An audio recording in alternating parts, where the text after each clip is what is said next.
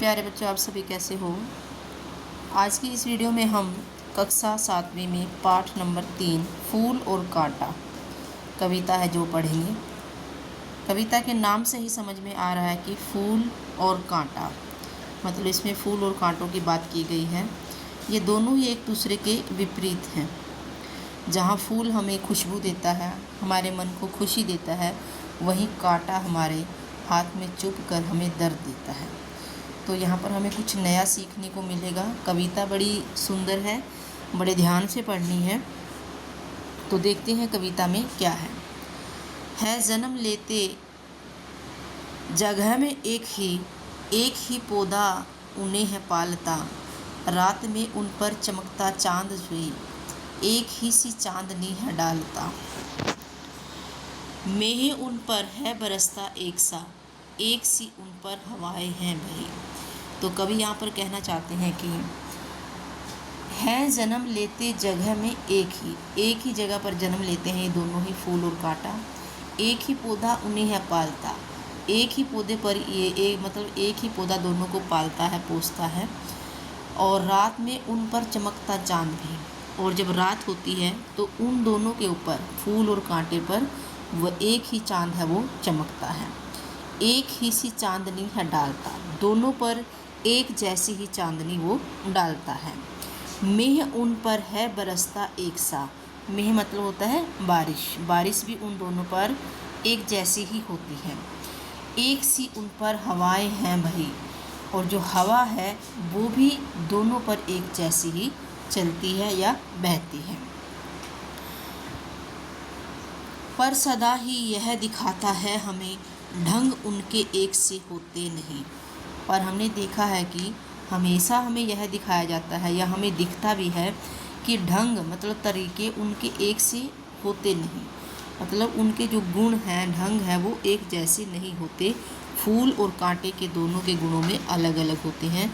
जहाँ फूल हमें खुशी देता है वहीं कांटा हमें दर्द देता है, जबकि दोनों को पालने का, पोसने का काम है वो बराबर ही चलता रहता है। एक ही चांदनी उनको मतलब एक जैसी ही चांदनी उन पर पड़ती है, एक जैसा जो बारिश है वो भी होती है, लेकिन फिर भी दोनों के अंदर जो गुण है वो अलग अलग हैं।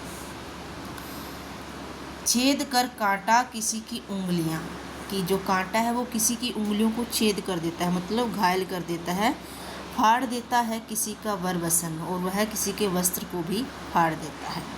प्यार डूबी तितलियों का पर कतर, जो तितलियां प्यार में डूबी हुई हैं उनके पर है, जो पंख है, उनको भी जो कांटा है वो कतर देता है।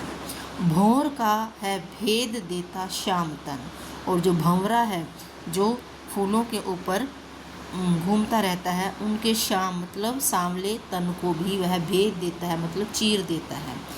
कांटा यह सब कुछ कर देता है। तो यहाँ पर कांटे की जो अवगुण है उनके बारे में यहाँ पर बात की गई है। फूल लेकर तितलियों की को गोद में, फूल है जो यहाँ पर अब फूल की विशेषताओं के बारे में बताया गया है। फूल लेकर तितलियों को गोद में, अब जो फूल खिले होते हैं उनके ऊपर आकर तितलियां बैठ जाती हैं, तो ऐसे लगता है जैसे फूलों ने अपनी गोद में तितलियों को बिठा रखा है। भौर को अपना अनूठा रस पिला, और भौर मतलब भंवरे को अपना अनोखा रस पिलाता है कौन? फूल। निसुगंधों और निराले रंग से, और अपनी सुगंध से और निराले रंग से है सदा देता कली जी को खिला, और कली को खिला देता है वो कौन? फूल। ठीक है, यहाँ पर ये सारी बातें हैं जो फूल के बारे में बताई गई हैं। तो दोनों के गुणों की आपस में तुलना की गई है कि कांटा कैसा होता है और फूल कैसा होता है। खटकता एक सबकी आँख में, खटकता मतलब चुभता है, यहाँ पर चुभता है। दूसरा है सोहता सुर शीश पर, दूसरा मतलब फूल, जो कांटा है वो सबकी आँख में खटकता है, और फूल है जो वो सबके शीश पर विराजमान रहता है, सुंदर बनता है, बना देता है। किस तरह कुल की बड़ाई काम दे, कुल मतलब वंश, कि किस प्रकार से एक वंश की बड़ाई है, जो बड़प्पन है, बड़े काम है, दे। किसी में हो बड़प्पन की कसर, जो किसी में हो बड़प्पन की कसर, मतलब बड़प्पन बड़ा काम करने वाले व्यक्ति के बारे में किया गया है काम यहाँ पर प्रयोग। तो कहते हैं कि जो फूल है ना वो अपने वंश के बारे में, अपने कुल के बारे में आगे उसको बढ़ाता जा रहा है, क्योंकि फूल का काम क्या है, खुशबू देना, और वो अपने कार्य को निरंतर आगे की तरफ लेता जा रहा है। जो किसी में हो बड़प्पन की कसर, मतलब बड़े कार्य करने की जो कसर है वो यहाँ पर फूल के बारे में बताया जा रहा है। ठीक है, तो यहाँ पर कांटे के और फूल के दोनों के गुणों के बारे में, अवगुणों के बारे में चर्चा की गई है। इसको हम अपने दैनिक जीवन से भी जोड़कर देख सकते हैं कि जैसे एक ही घर में दो तरह के बच्चे हो सकते हैं। एक बच्चा बहुत ही शांत है और सबके काम आता है, सबके किसी न किसी तरीके से भलाई करता है, और दूसरा बच्चा थोड़ा सा अड़ियल है, ज़िद्दी है, वो किसी के बारे में नहीं सोचता है। कोई भी व्यक्ति भी हो सकता है, बड़ा भी हो सकता है, बच्चा भी हो सकता है। तो यहाँ पर दोनों की परवरिश तो सेम की गई है, एक जैसी की गई है। माँ बाप ने दोनों को ही एक जैसा प्यार दिया है, लेकिन अपने अवगुणों के कारण और गुणों के कारण दोनों में ये फ़र्क दिखाई दे रहा है। तो ये छोटी सी कविता है और बड़े सुंदर ढंग से यहाँ पर कवि ने इसको प्रस्तुत किया है कि कितनी मतलब एक जैसी परवरिश होने के बाद भी, एक जैसा माहौल मिलने के बाद भी फूल और कांटे किस तरीके से अलग अलग गुण और अवगुणों के साथ रहते हैं।